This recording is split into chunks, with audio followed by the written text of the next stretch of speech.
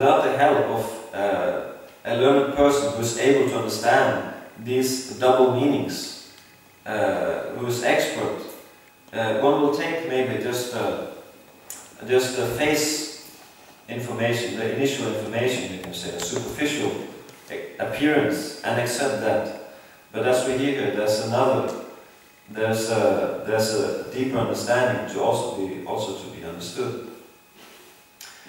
So there is this thing in Sanskrit language, or exchange between persons speaking the Sanskrit language, which is called paroksha. And I was informed that this paroksha, it means to speak with double meaning. You say one thing, and it has a meaning. But actually, what you want to, the point you want to make, that's different. It's a different point. And it's subtle, and it is understood as, by the Sanskrit language, it has, one word may have several meanings. It is actually to also be understood in a different way. And I was informed because I was in Jagannath Puri and happened to be a participant in a seminar by Madhavananda. And he said that actually this is to be found when you get to the 10th canto, and when you can read, after having gone carefully through the Bhagavatam canto by canto, having carefully qualified yourself by carefully studying the initial 9 cantos, and then you get to the 10th canto, and being a bona fide hearer and a bona fide follower of your spiritual master, then you will get to this these exchange of paroksha in the 10th canto, which is there in abundance between Krishna and his intimate associates in Vrindavan. Is that this paroksha you find is very prominent there in the exchanges between Krishna and particularly the gopis. So this is something that this is a peculiar trait about the Sanskrit. I will not go into it because this is not something that you just speak lightly about. This is a highly confidential matter, and it's not easily understood. This is something you only can attempt to understand if you rigorously qualify yourself, and then you see that there is this wonderful depth, and it's a very, we can say, wonderful exchange which we can find taking place between Krishna and his intimate devotees. So that I thought by reading this, and this dual speech which has a double meaning, we find it here exhibited between Kashyapa Muni and Diti. And this so far is the point which I'm able to take from these 2 verses today. So I will stop here. And if there's anyone who would like to contribute with a comment or question, you're most welcome. I guess Brahmanas will not engage in this paroksha. Brahmanas? Yeah. Maybe for amusement. Yeah. I know, I have to be honest, I use it quite much myself on the street. Yeah. Here's a practical application. Yeah. It's I say something, and I know that many people understand it one way. But actually, if they want to afterwards say, "But you said like that." No, actually, it was. No, if you heard me what saying, this is what I said. But I do intend that they understand it a different way, and then afterwards I can always, So immediately something to catch their attention or like that. And can you give me an example? Can I give an example? It's secret. It's confidential. It's confidential. You have to qualify yourself to get instructions.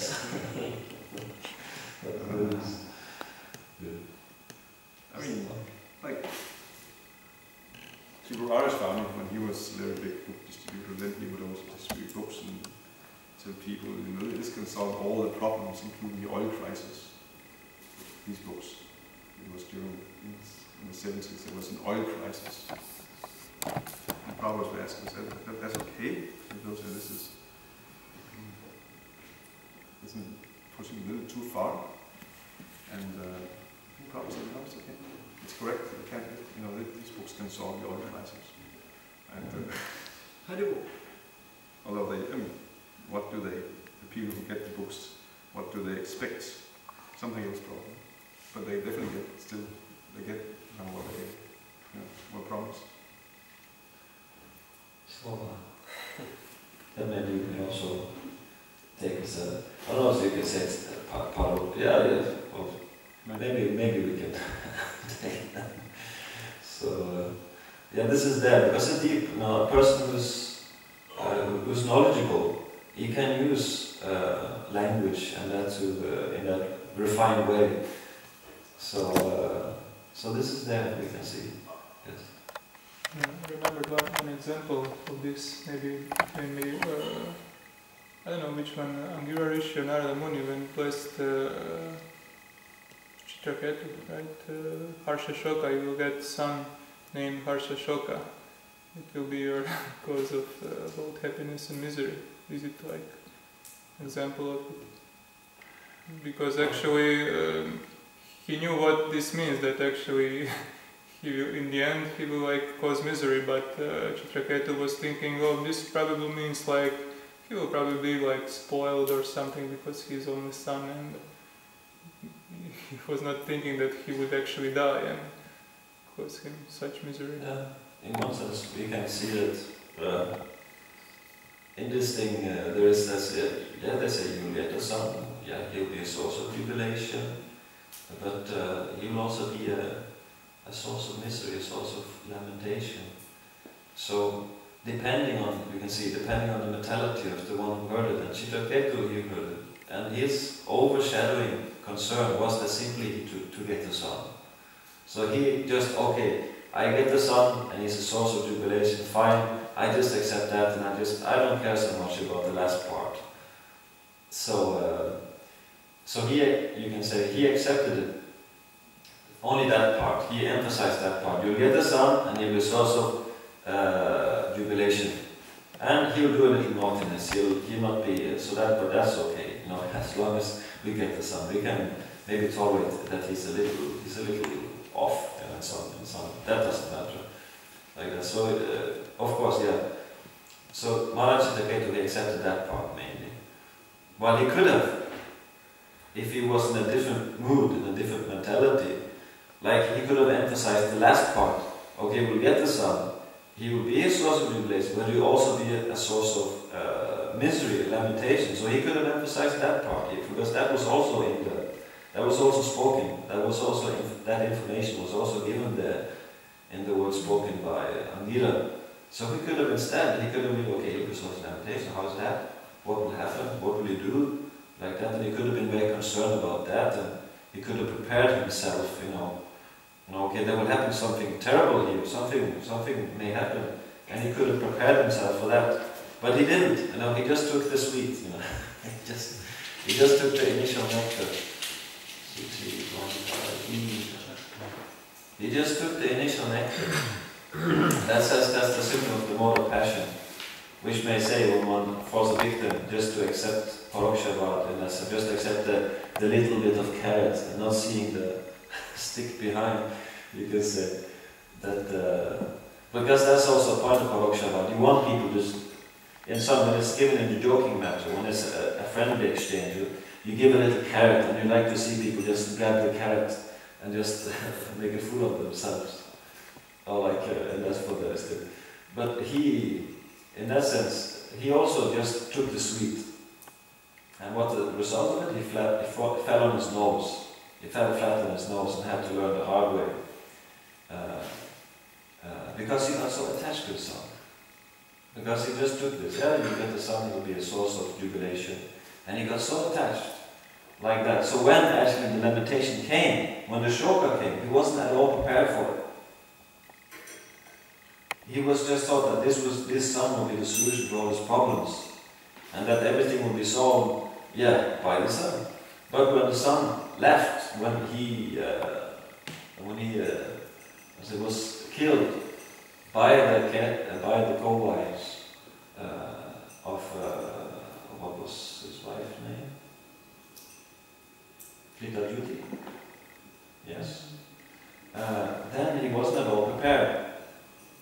But if he had heard it in a different way, if he had emphasized the shoka part, then he would be prepared. He said, this son, after all, I shouldn't be so attached to him because he will be a source of lamentation.